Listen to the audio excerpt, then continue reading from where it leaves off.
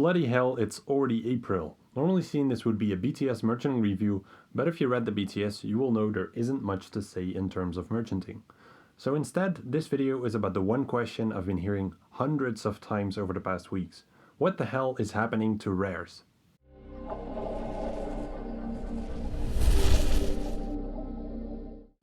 Hey guys, it's Divine from merch.com. As most of you merchants probably know, rares have been on the rise for months now, and there has been a lot of speculation about the reasons behind it.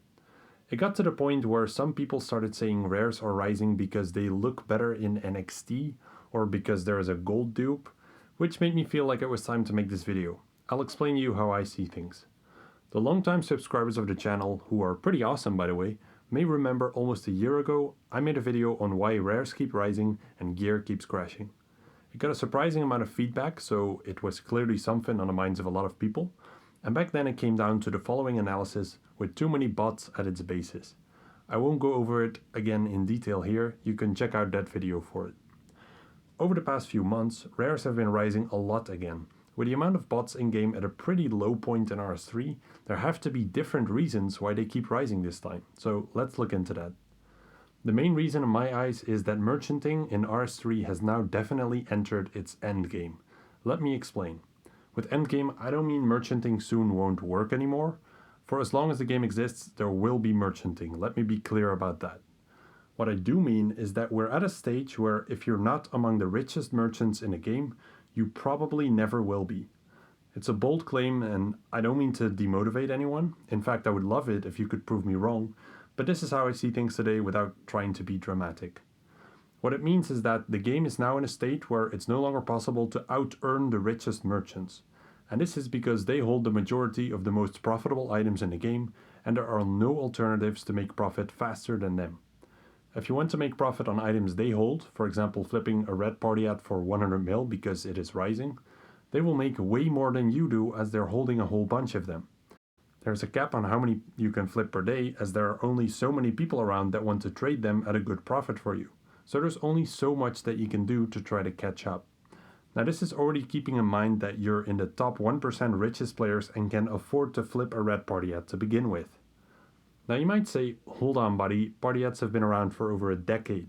This shit is nothing new and the rich have always been getting richer. Yes, they have, but in the past it was possible to make more from alternative investments than from party ads.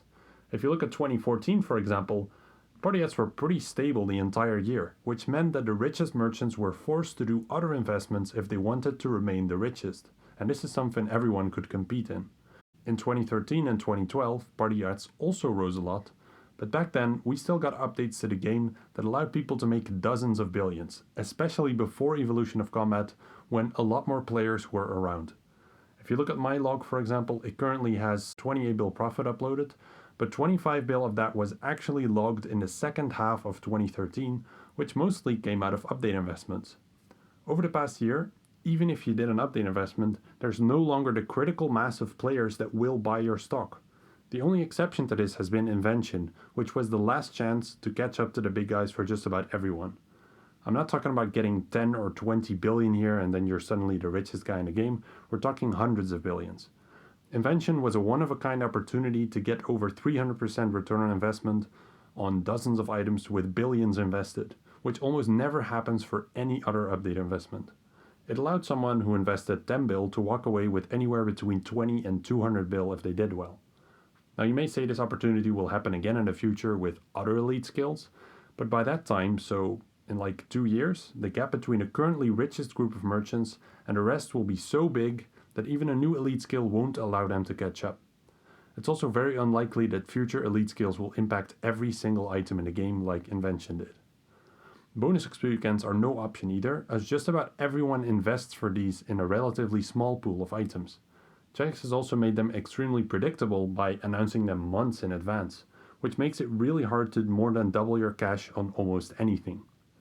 If we look at the rest of the updates coming up this year, there just isn't anything that will allow people to out-earn the richest merchants. So everyone has been choosing the best option due to a lack of alternatives, which has been rare or discontinued items. It still makes a lot of sense to do investments in other items in the short term, but there's a cap on how much money you can use for this. It's amazing to make 2 bill profit while using 5 bill, for example, but you can't just make 20 bill while using 50 bill in a reasonable time frame on some random items. So anything people have over a certain threshold naturally goes to the already expensive items. And this is why rares have been rising for so long now. Any excess wealth is naturally going to them due to a lack of decent alternatives. As a result, party hats have gone over max cash, making them more difficult to hoard without getting noticed. If you put yourself in the shoes of a rich merchant, it's short-term thinking to put all of your money in one item and try to push that up as high as possible. You will mostly be making other people a lot of profit that ride along. It makes a lot more sense for you to hoard other items that you have more control over and that you can make more profit on as side projects to feed your main items. This is why items like Third Age and dies have been bought up for so long now. Especially Third Age got no interest from anyone for years, until everyone started jumping on the hoards. And this already started before rares went over max cash though, which is not a coincidence. It was planned a long time ago as people saw this scenario coming. The only thing that could have stopped it are major gold sinks, or if invention stayed the way it was upon release, where people had to burn through a lot of wealth to train it, which would push up the price of all other items and set back those rich merchants, as there would be less wealth flowing towards those rares. Now what people are most interested in at this point is why the rise of rares sped up so much recently. It's because hoarders got to the point where they did have enough wealth to have a lot of control over rares. Especially invention made them a lot of money, so they started shifting more wealth into rares by gradually offloading some of their hoards. For anyone who remembers Snow's Stan Cavalier video, they use the same logic. If you're going to quickly inflate an item, nobody will want to buy it as they will fear that it's going to crash back down right away. But if you create a new norm for the item by holding it stable for a longer time, others will begin to buy in and you can gradually sell off. As a result of hoarders offloading some of their investments, other people began to realize there was actually enough wealth around to buy items up like Black Santas to near max cash. So everyone started buying at an exponential rate, all afraid that they would miss out on a rise. Rich merchants don't fear losing money that much, they fear missing out. Here comes a controversial part of the video which I'll probably get a lot of shit over, but this whole thing was carefully planned. The richest players are also some of the smartest players in the game, or they wouldn't have gotten to where they are today. They know what they're doing. You may be thinking of those dicers with bank videos of hundreds of billions, but those are just people accumulating the wealth of their clan to look tough, or people faking it. The actual richest players in the game keep a low profile to prevent the risk of getting hacked. Think about it, if you had vast amounts of wealth, would you tell anyone at all with the risk of getting hacked and losing everything? It's just not worth it.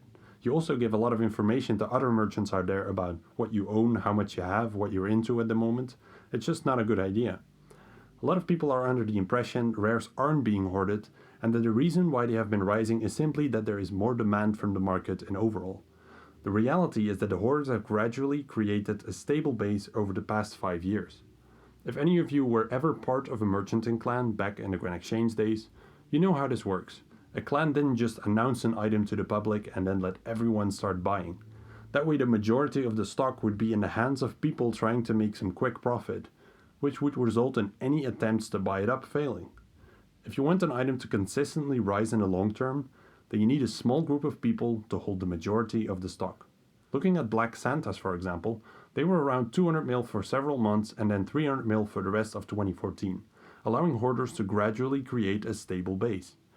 Too many of them were bought, causing a rise that was way too early, before they had enough stock, so these people had to dump part of it to keep the price stable and to ensure that they could actually stock more in the long run. Then there was a long period of time where they could continue to do that, where they could gradually buy it up, after which it became too obvious that the volume dropped a lot and the price went up to 1 bill. Then people had to be convinced that the Black Santa was worth paying 1 bill for, so the hoarders could gradually offload theirs. But after invention, a lot of others began to jump on them due to their newly increased wealth, allowing the price to go up even further. There was also a lot of wealth that was stored for invention items for a long time that was suddenly freed up and had to go somewhere, and the most obvious choice was items like rares. Now soon, these people might make you believe that it's worth paying 1.5 bill for a Black Santa hat, and then there will be another new norm. Now as you can tell, these people are in it for the long run, and they don't just sell everything off after a decent rise, and that's why these items sustain their high price points. I'm not saying that there's some secret group of people with hundreds of billions each. Quite the opposite, actually. The people hoarding these items don't work together, but none of them want to let go of the item and give total control to the others, as trying to buy back into a large stock at a later point would probably be way more expensive. Remember that these people are playing the long-term game to simply own all of the items.